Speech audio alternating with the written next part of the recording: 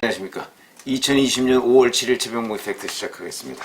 오늘은 라임 자산운용 김봉현 전 회장, 제가 지난번에 로비의 꼬리가 잡혔다 이런 걸 한번 보도해 드린 적이 있는데, 오늘은 현금 55억 원이 발견됐다 이런 얘기입니다. 그래서 55억 원을 들고 다니느냐고 허리가 삐끗했다 뭐 이런 얘기까지 나오고 있는데, 자, 그러면 김봉현 전 회장 정치권과 관계에 이런저런 로비를 많이 한 것으로 알려져 있는데, 그 돈이 다 어디가 있겠는가 하는 55억 원 현금 발견과 관련해서 제가 말씀을 드리겠습니다. 자, 우선 이 사람이 체포된 거는 4월 23일이죠. 서울의 한 성북동의 빌라에서 이종필 전 라임 자산운용 부사장, 이 사람도 이제 도피 중이었는데, 이 사람하고 같이 김봉현 전 스타모빌리티 회장, 이 사람이 두 사람이 거기서 같이 검거가 됐습니다. 근데 이게 이제 검거된 한 열흘 전쯤에 사실은 이제 서울 금천구 지하철역 인근에 이삿짐 보관센터가 있다는데, 그 이삿짐 보관센터에 철제 가방 3개를 맡겼고, 그 다음에 현금을 일부 맡겼다 이런 얘기입니다. 그래서 거기에 이제 경찰이 들이닥쳤는데, 경찰이 그거를 다 압수했죠. 경찰이 들이닥친 날이 4월 27일입니다. 이삿짐 보관센터에 여행용 철제 캐리어 3개하고 현금 1,000만 원이 있었는데, 요게 이제 뭐냐면, 거기 이삿짐 보관하는 데니까 우리로 얘기하면 한 평쯤 되는 거, 3.3제곱미터 컨테이너 하나를 빌린 겁니다. 그리고 거기다가 철제 캐리어 3개를 넣어놓고 현금 1,000만 원을 넣어놨었죠. 현금 1,000만 원도 5만 원권이고, 그리고 철제 캐리어를 열어보니까 모두 다 5만 원권이었습니다. 잘 아시다시피 5만 원권은 2009년부터 발행이 됐기 때문에 한 지금 11년쯤 됐는데, 뭐 대부분 다 어디 뭐 로비 자금 뭐 이런 곳에 쓰이고 어디에 묻어뒀다 뭐 이래서 5만 원권이 실제 잘 유통이 안 됩니다. 그래서 5만 원권으로 10만 9,800장. 그러니까 54억 9천만 원. 여기에다가 5만 원권 현금 1,000만 원. 이게 별도로 보관이 되어 있었으니까 따지면 대략 한 55억 정도 되고요. 자, 그래서 이제 이걸 물어봤다는 거 아닙니까? 경찰이. 왜 여기다가 현금을 이렇게 보관을 했느냐 그랬더니, 계속 도피 생활을 하는데 이건 도피 자금이었다라고 주장을 하고 있고, 그걸 들고 다니니까, 이 캐리어 3개를 들고 다니니까 허리가 삐끗했다. 그래서 도저히 더 이상 도피 자금으로서 들고 다닐 수가 없어서 이삿짐 센터에 맡겼다 이렇게 얘기를 하는데, 그래서 이 대략 계산을 해보니까 이 5만 원권, 그러니까 10만 9,800장, 대개 한 11만 장 정도 되는데, 이 정도면 104.76kg, 계산상으로 105kg 정도 되는 거죠. 105kg 정도 되는 거를 캐리어 3개를 들고 다니려면 허리가 삐끗할 만하죠. 물론 뭐 아직 이 김봉현 전 회장이 50도 안 됐습니다만은 삐끗할 만하죠. 그래서 이제 우리가 그러면 저도 사실은 법조팀장을 할 적에가 전두환 노태우 비자금 수사를 할 때였습니다. 그때는 5만 원짜리가 발행되기 전인데, 그때 이제 뭐 현금 60억 원이 어디 창고에서 발견됐다 뭐 이런 것들이 꽤 많았거든요. 그래서 계산을 해봤는데, 그때가 이제 이른바 박스에 들어가는 현금 계산법의 최초였습니다.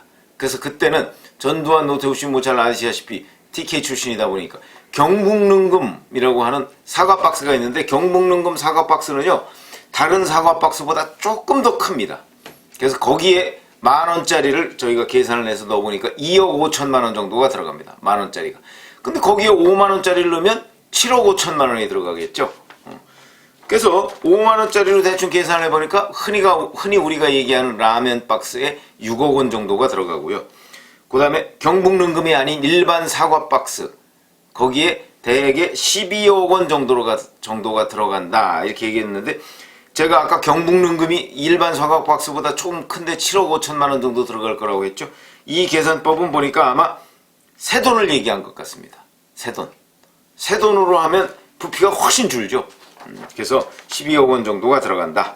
근데 이 김봉현 전 회장이라는 사람은 수원 여객을 인수하면서 라임 자산운용에서 241억 원을 대출받아서 이걸 횡령한 혐의를 받고 있습니다.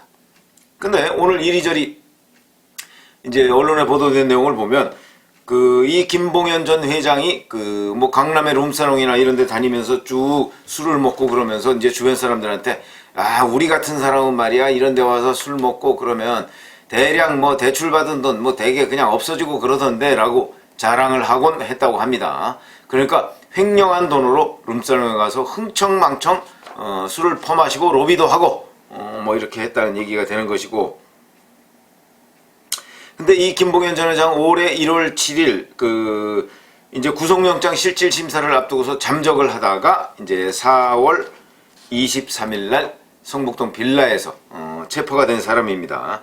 거기 그때 같이 체포된 이종필 라임 자산운용 전 부사장 이 사람도 작년 11월에 영장 실질 심사를 앞두고 잠적을 했다가 이번에 김봉현 전 회장과 함께 지금 체포가 된 사람인데, 자 그러면 이제 수원 여객을 인수하기 위해서 대출받은 241억 원 중에서 지금 현재 경찰과 검찰이 발견한 돈은 대략 한 80억 정도가 돼서 이걸 회수를 했습니다. 그러면 나머지가 이제 160억 정도, 161억 정도 되는 것인데, 이 중에 대개 90억 원 정도는 사용처가 확인이 됐다고 합니다.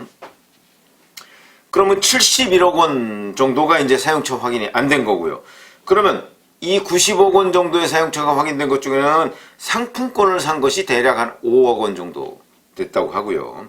그 다음에 기업사냥, 또 다른 기업사냥을 하는데 돈을 썼다고 하고, 그 다음에 1,000만 원은 교회에 헌금으로 냈다 이렇게 얘기를 하는데, 우리가 여기서 주목해야 될 부분은 상품권 5억과 그 다음에 현금 71억입니다. 상품권 5억 원어치를 산 걸로 규명이 됐고, 현금 71억 원은 지금 어디로 갔는지가 규명이 안 되는 돈이죠. 그러면 이게 이제 로비 자금으로 썼을 가능성이 굉장히 크다. 예를 들어서 이 사람한테 뭐 라임 자산운용의 금감원 자료를 빼돌린 혐의를 받고 있는 사람은 청와대 김모 전 행정관인데, 이 사람한테 현재까지 드러난 걸로 보면 5,500만 원의 뇌물을 준 것으로 돼 있습니다. 자 그러면 다른 사람들한테 어떻게 썼느냐. 제가 지난번에 꼬리가 잡혔다 이런 말씀을 드린 적이 있는데, 그 꼬리는 더불어민주당의 K의원, 호남 출신의 K의원, 지금 뭐 서울에서 당선이 됐죠. 이 K의원한테 맞춤 양복 한 벌을 선물했다. 요거까지는 지금 드러났다. K의원도 그걸 인정한다고 합니다. 드러났다고 하는데, 그 맞춤 양복 정도야 뭐 좀 받을 수 있다고 생각을 하는데, 뭐 대략 한 100만 원 남짓 하지 않겠습니까? 뭐 맞춤 양복도 뭐 비싼 거는 1,000만 원도 넘습니다만, 그래서 이 맞춤 양복 하나를 선물했다 한 벌을, 그렇게 얘기한 것이 이제 꼬리가 잡힌 것이고, 자 그러면 맞춤 양복을 선물해가면서 그 당시에 이 K의원의 선거 사무실에서 광주 MBC 출신인 이모 씨라는 사람, 이 사람하고 한 10분 내지 15분 정도 있었다고 하는데, 과연 거기서 그냥 담소만 하고 말았겠느냐 하는 부분도 지금 경찰과 검찰이 규명해야 할 부분입니다. 선거사무소에 가서 그렇게 하면 보통의 경우에는 담소만 하지 않습니다.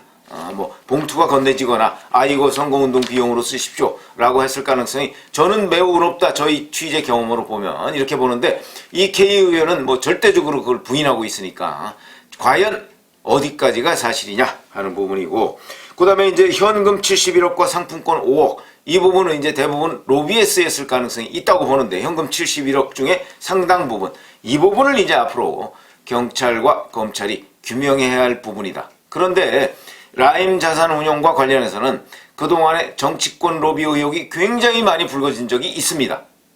그리고 소문도 굉장히 많고, 그 다음에 뭐 흔히 얘기하는 찌라시라고 하죠. 찌라시에는 뭐 구체적으로 이름도 돌아다니고, 그 다음에 뭐 이니셜도 돌아다닙니다. 근데 뭐 그거에 뭐 찌라시라는 게 흔히 맞는 것도 있고 맞지 않는 것도 있는데, 제 경험상 보면 맞지 않는 게 더 많습니다. 그냥 주변에서 찌라시를 만드는 사람들 중에서 전직 기자 출신들도 있고, 제가 알기로는 현직 기자들도 있는 것으로 알고 있습니다.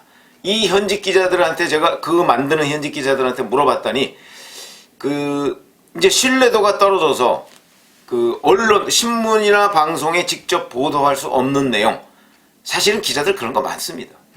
많은데 이게 사실인지 아닌지를 모르니까, 그런데 섣불리 쓸 수가 없는 것이죠. 신문방송에 보도를 하면 곧바로 그 관련 당사자들로부터 뭐 소송을 당할 가능성이 있습니다. 그러니까 거기에 미처 쓰지 못하는 내용을 이 찌라시 같은 곳에 많이 쓴다고 합니다. 그렇기 때문에 찌라시는 아무래도 신뢰도가 신문, 방송 이런 데에 나오는 것보다 훨씬 떨어진다고 봐야죠.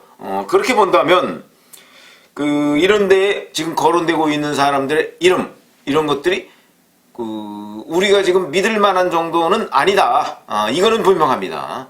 뭐 그걸 막 남발하는 사람들도 있긴 있습니다만은 믿을 만한 정도로 지금 우리가 공개할 수 있는 내용은 아니다.